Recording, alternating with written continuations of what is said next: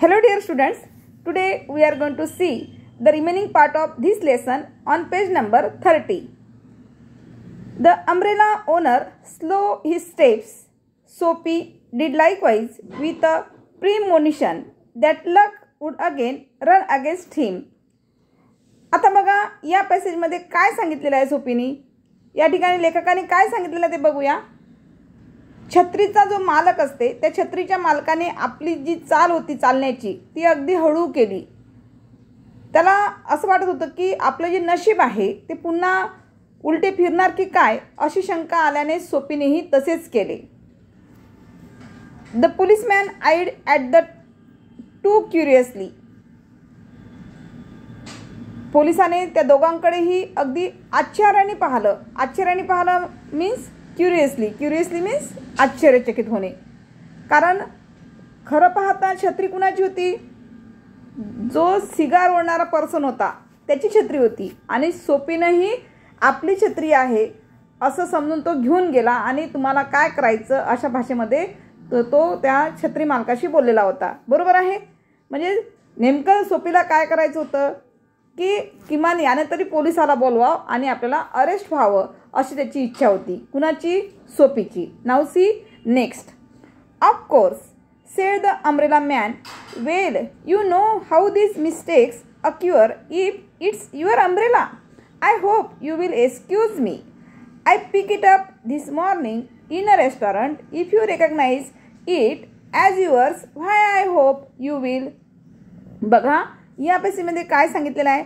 Of course said the umbrella man. Well you know how this mistakes occur if it's your umbrella. नक्कीच. ऑफकोर्सचा अर्थ काय घेतलेला आहे? नक्कीच.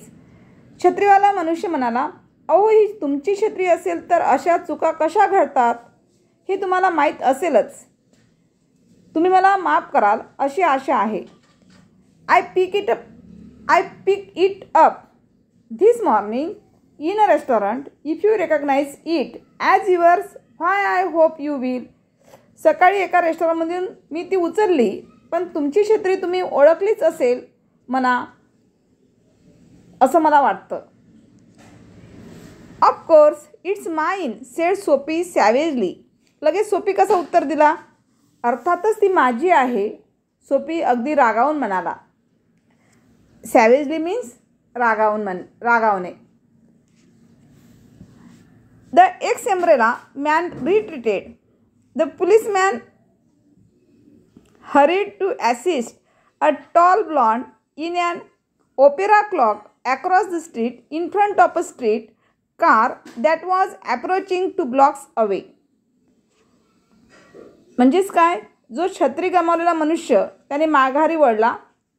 2 ब्लॉक अंतरावरून स्ट्रीट कार येताना पाहून पोलीस पलीकडच्या रस्त्यावर ऑपेरा झगा घालून जाणाऱ्या उंच ब्लॉन्डला घाईने मदत करायला निघाले होते. म्हणजेच काय, गेले होते. नाव C next. Sophie walk eastward through a street damage by improvements. Sophie पूर्व दिशेला म्हणजे दुरुस्तीमुळे खराब झालेल्या रस्त्याच्या दिशेने निघाला. पूर्व दिशेला तो चालत गेला. He hurled the umbrella angrily into an excavation. त्याने रागाने काय केलं सोपीने, ती छत्री जी आहे ती एका खड्ड्यात फेकली. बघा सोपीचा किती आगाऊपणा आहे नाही का. He muttered against the men who wear helmets and carry clubs. Helmet घालणाऱ्या आणि स्वतःजवळ दंडुकी बाळगणाऱ्या लोकांबद्दल तो काहीतरी पुटपुटत होता. बडबडला तो. Because he wanted to fall into their clutches, they seemed to regard him as a king who could be nothing wrong. कारण त्याला त्यांच्या तावडीत सापडायची इच्छा होती आणि ते मात्र त्याला कधीही चुकीचे न वागणारा राजा समजत होते. म्हणजे सोपीवर कोणत्याही म्हणजे सांगायचं तात्पर्य एक आहे की सोपी हा जो मुलगा आहे तर या सोपी या मुलाला कोणताही पोलीस याने गुन्हा केला असं म्हणून पकडू शकत नव्हते. म्हणजे अशा प्रकारे सोपी हा अगदी शताफीने वागत होता. म्हणजे पोलिसांसमोर जरी गेला असेल तरी आपण कुठल्या प्रकारचा गुन्हा केला नाही अशा साध्या माणसासारखा तो त्यांच्यासमोर वागत होता. त्याच्यामुळे कुठल्याही पोलिसांचा त्यांच्यावर म्हणजे कुठलाही असा आरोप त्यावर लावण्यात आलेला नव्हता. Now see next passage. At length Sophie reached one of the avenues to the east where the glitter and turmoil was but faint. या ठिकाणी avenues means चौक आणि ग्लिटर मीन्स चमकदार. लाईट सुरू झालेले वातावरण कसं असते, चमकदार असं, चकमकीत झालेलं असं. तर थोडे अंतर चालून सोपी अगदी झगमगाट आणि गडबड कमी असणाऱ्या पूर्व दिशेच्या कडेला एका रस्त्यावर पोहोचला. He drag himself toward Madison Square. म्हणजेच काय, आता बेंच हे जरी त्याचे घर होते, कारण तो घर सोडून कुठे निघाला होता, त्याला प्रिझनमध्ये जायचं होतं, पण त्याच्या नशिबामध्ये फक्त काय शिल्लक होतं, बेंच. हे जरी त्याचं घर होतं असं म्हणत आहे तो, तरी तो घराच्या दिशेने म्हणजे घराच्या ओढीने पाय ओढत तो कोणत्या चौकात गेला होता, मॅडिसन चौक. मॅडिसन नावाचा एक चौक असतो, त्या मॅडिसन चौकाच्या दिशेने तो जाऊ लागला. For the homing instinct survives even when the home is a park bench, असं त्यांनी त्या ठिकाणी सांगितलं आहे. म्हणजे आता जे बेंच आहे हे जरी त्याचे घर होते तरी तो घराच्या ओढीने पाय ओढत तो मॅडिसन चौकाकडे निघाला होता. Now next passage. But on an unusually quiet corner Soapy came to a standstill. मात्र एका अतिशय शांत वळणावर सोफी येऊन थांबला. Here was an old church. तिथे एक जुनं विलक्षण असं अवाढव्य, त्याला एक काय दिसलं होतं, निमुळतं असं चर्च दिसलं होतं. Quaint and rambling and गॅबले.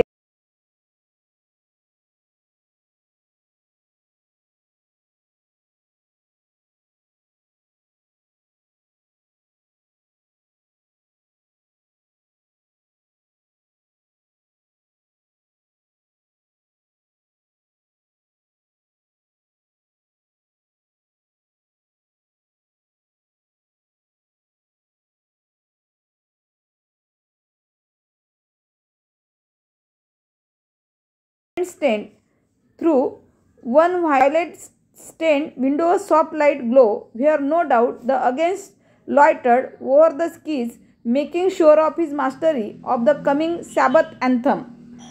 तर एका जांभळट रंगाच्या काचेच्या खिडकीतून मंद प्रकाश येत होता. तिथे बहुधा कोणी ऑर्गन वाजवणारा सफाईदार स्वरपट्ट्याचा बोटे फिरून आगामी सॅबत सणाकरता प्रार्थना गीताचा सराव करीत होता. सॅबत हे काय आहे, अँथम आहे. For there drifted out to Sophie's ears sweet music that caught and held him transfixed against the convolutions of the iron fence. तिथून येणारे ते गोड संगीत सोफीच्या कानावर पडले आणि लोखंडी कुंपणाजवळ तो एका जागी स्थिर उभा राहिला, घट्ट उभा राहिला होता. The moon was above, full and radiant. Vehicles and pedestrians were few. Sparrows twittered sleepily in the yews, or a little while the scene might have been a country churchyard. रात्रीला पूर्ण तेजस्वी चंद्र होता. थोडी वाहने व रस्त्याने पायी चालणारे लोक दिसत होते. फार कमी लोक दिसत होते. काही छतावर चिमण्या निद्रिस्त आवाजामध्ये चिवचिव करत होत्या. लवकरच हे दृश्य एखाद्या गावातल्या चर्चयार्ड सारखे दिसू लागले. And the anthem that the organist played cemented Sophie to the iron fence, for he had known it well in the days when his life contained such things as mothers and roses and ambitions and friends and immaculate thoughts and callers.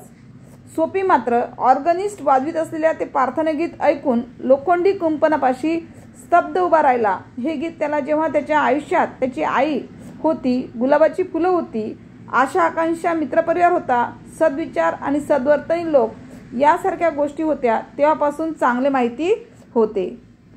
Immaculate म्हणजे सद्विचार आणि ambitions means महत्त्वाकांक्षा. The conjunction of Soapy's receptive state of mind and the influences about the old church brought a sudden and wonderful change in his soul. सोफीच्या मनाची ग्रहणक्षमता आणि जुन्या चर्चचा प्रभाव यांचा मिलाप होऊन त्यांच्या हृदयात अचानकपणे विलक्षण आणि विस्मयकारक बदल घडून आला.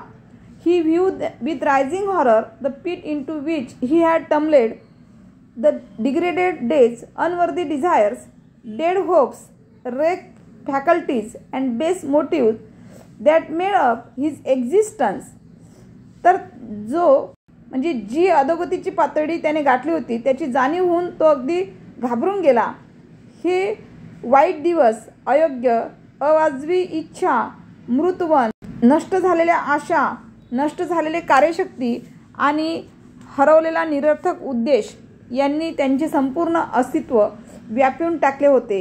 म्हणजे ही सगळी गोष्ट त्याला त्यावेळेस म्हणजे फावल्या वेळेत अंधारा रात्रीमध्ये हे सगळं त्याच्या डोक्यामध्ये चक्र चालू होतं. Let us stop here.